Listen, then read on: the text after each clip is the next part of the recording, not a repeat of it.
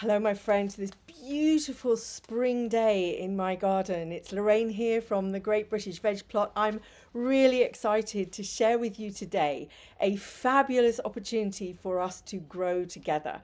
We are going to be planting and sowing over the next month, that is the month of March. I'm going to sow 9 or 10 pots and invite you to sow along with me. Don't worry if you haven't done it before. Don't worry if you haven't got started before. Don't worry if you don't have a big place or a big space. You can grow along with me during the month of March. And as I say, I'm going to do 9 pots. There's going to be delicious veg in each of them, and you can sow and grow along with me. I'm going to let you know now exactly what it is that you need so that you have time to gather your pots, get some compost, and get the seeds that you would like to join in with. You can do all the pots or you can do just one of the pots. If you don't want to grow in pots and you have space in your garden, then you can design your beds and sow along with me anyway, using these exact same things. So I'm, as I say, really excited to be here with you. Let me introduce you to our 9 pots. So pot number one, we're going to, first of all, we're going to sow radishes. It doesn't matter what radishes you get. These ones are from Fothergill's, but you can go to a garden centre. Don't pick anything too fancy. Just pick a good old fashioned radish. They are easy to grow. They're delicious to eat straight from the ground. You'll find them sweet rather than being too hot, and they're definitely not hard. They're soft and juicy and wonderful.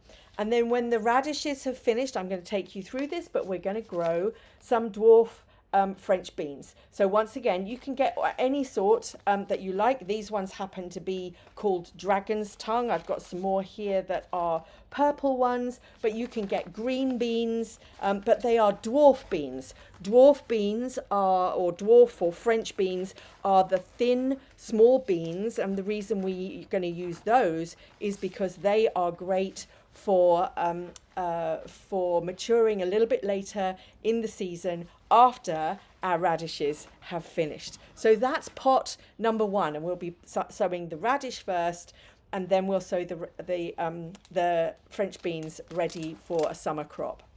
Okay, pot number two.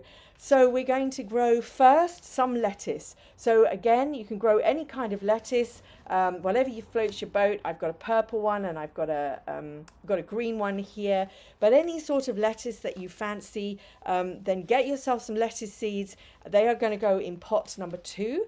And then after the lettuce, we're going to stick in some courgette. And I'm a great fan of growing something you can't get in the supermarket. So here I've got round ones, and I've also got some lovely yellow ones. So courgettes are so easy to grow. You only need one plant per family, because it will be prolific, but it will be a fabulous crop to follow on after your lettuce. So that's pot two. Pot three. Pot three, we are going to sow, first of all, some mange tout peas. And these are great because they mature and then you can eat the whole pod. You eat it fresh, you eat it young, before they swell up or get too stringy. And again, in the supermarkets, they can be a little bit hit and miss. But when you grow your own, they are delicious and easy to grow. So mange tout is the first thing we're going to sow in pot three, followed by something like Cavolo Nero. This is a brilliant kale. You can see the color of it and the shape of it. It's absolutely delicious, and a really wonderful late summer, autumn kind of crop for your table. So that is pot three, my friends. Pot four. We are going to grow some spring onions. These ones happen to be red spring onions, but you can get white spring onions or any kind of spring onion you fancy. Lisbon, I think Lisbon is the most common one, and it's again very, very easy to grow. And then we are going to follow spring onions with some kind of broccoli. This one is a green sprouting, but you could do purple sprouting broccoli or even white sprouting broccoli if that floats your boat. So get yourself some of that. That is pot number 4. Pot number 5, my friends, is a fun one. They're all fun, actually. The first thing we're going to sow is some pea shoots. These are just regular peas, and you put them in the ground. They will sprout quite quickly, and then you will get little shoots. And when you pinch the shoots out, those little tendrils and the first few leaves, you pinch those out and add them to salads. They're fantastic. So you don't need to take up a whole bed and whole space growing peas over a long period of time. These will be a grow and done crop of delicious and nutritious pea shoots, followed by a cucumber. Now I'm going to just let you know, this is a cucumber I grew last year, Honey Plus. I do not recommend it. It had a very tough skin, and it was a very juicy middle with lots of seeds and not so much flesh. So it was fun to grow, but I won't grow this one this year. So if you want this, you can try it, but it was not one I recommend, Honey Plus. I have, and I couldn't find my packet, but I've got a cucumber which is suitable for growing outdoors, because some of them are in the UK. So check out growing some kind of cucumber, an outdoor cucumber. I think Mentmore is one of those that's very good. And if you look on the back of the packet, always on the back of the packet is all the information you need. Let me show you a back of a packet. It's all the information you need to know about growing. This is the green sprouting broccoli. Everything you need to know about growing whatever it is that's in the seed. But we will be growing along. So pea shoots and cucumber in the 5th pot. Number 6. So number 6, and again, I can't find my seeds, so you'll have to bear with me, but we're going to grow sugar snap peas in the first instant. Those are great because once again, they grow, you get this lovely snappy, juicy, crisp pod with these little tiny peas inside, which are sweet, like sugar candy. They're absolutely delicious. So look out for sugar snap peas, and we are going to grow those to start with in pot 6, and we're going to follow those with tomatoes. And once again, if you look on the packet, you'll see there are some varieties that are fine to grow outside. This one is called Indigo Rose. It's from She Grows Veg. I'm trying them as a seed provider for the first time this year, and they have some amazing things, some really delicious things on offer. This one does say,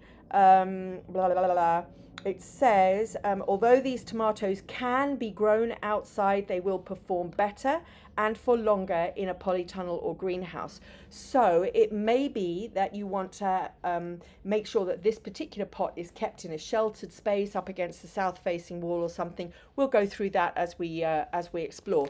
But if you want to get some tomatoes and grow along with me, then find one that looks fun to you and that will be a good outdoor variety, and that will be indicated on the back of the packet. All right, so that's pot 6. Pot 7, my friends, we are going to sow some carrots. These are multicolored carrots, but you can get round carrots and straight carrots and orange carrots and all sorts. So we're going to sow some carrots in pot number 7, and we're going to follow that with some chard. You can use chard or you can use spinach, but I love these rainbow chards. They look really pretty. So even if you don't want to eat it, it looks amazing, and they are actually really delicious too. All right, pot number 8. Pot number 8, we are going to sow beetroot. And this one is a Chioggia beetroot, which has these beautiful circles of color inside. You can get golden beetroot, you can get a regular Bolt Hardy, red beetroot, it's absolutely fine. But beetroot is another fabulous crop. It's super easy to grow. It's so delicious. And if you're someone who doesn't like beetroot very much, you probably haven't eaten your own homegrown beetroot, because it does taste different. And I highly recommend a golden variety if you can find it, because those are, once again, super sweet and super delicious to harvest and eat. And after we have harvested the beetroot, we will be sowing chilies. Now, one thing about chilies is find your chili seeds now, because they will need a little while to get going in a sheltered place before they're able to go outside. So I will talk you through this, but get yourself some chili seeds so we can grow along with pot 8. Now, pot 9. Pot 9, we are going to grow some kale. This is a lovely kale. This one actually has got two kales in one. So there's the red variety and the green variety. But I also absolutely love this kale. I've run out of this particular seed, but the red Russian kale is really delicious. And that is whereas the other kales can be hearty, shall we say, in the mouth, they can be like a cabbage, kind of quite strong in texture and taste. The red Russian is very mild, and you can pick the young leaves and use them in salads. It's a very lightweight kale and quite delicious. So kale is definitely going to go in pot 9, followed by some kind of winter lettuce. So lamb's lettuce is perfect. Corn salad is perfect. And these are what I'm going to be growing, which are Calette. And they are like little lettuces, and you just harvest the whole lot and shove it in a stir fry. And it's a really easy, delicious salad or leaf that will grow over winter. So even if it is frosty out there and snowing, you can still go out and harvest your Calette or your corn salad or your lamb's lettuce. Brilliant. So that's going to go in after kale. Now, if that wasn't exciting enough, I am also going to grow a potato in a sack. So if you're playing along with me, you will have bought a bag of compost. The bag of compost will fill your pots. Oh, let me show you the pots. So I'm reusing pots. This is just a plastic pot, but you can see it's a decent size one. So you need something that's of a decent size and decent height. When you're growing something in a pot, it uses a lot of energy. So we need lots of compost in there, and you need to make sure that there are holes in the bottom of it. So I have 9, not exactly the same, but I've got 9 varying degrees of pots. So if you fill pots up like this with your compost, you're going to end up with an empty bag. And if you're careful with how you cut the top of the bag and you empty the bag, then what we are going to do is we're going to sow a potato in that bag and fill it up with compost and just a little bit at the bottom. Put the potato in, and then we're going to build it up and up and up, and we're going to harvest potatoes together. So here is a way of us playing together, sewing together. I will put up the videos. I will let you know when they are when they're live.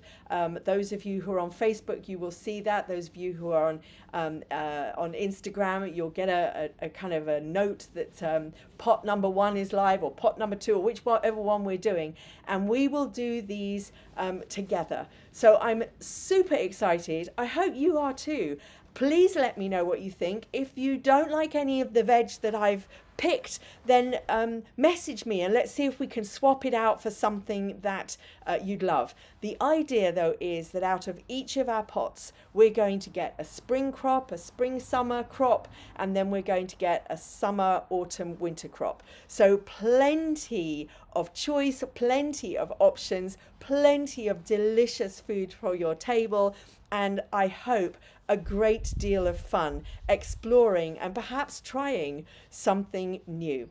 So if you want to make sure you get notifications of when I put a thing up on YouTube, then go to the YouTube channel, The Great British Veg Plot.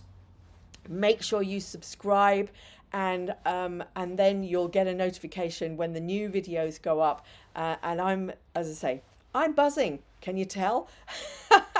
I shall look forward to being with you again very, very soon, my friends. Happy shopping, happy hunting, and I'll see you again tomorrow. God bless.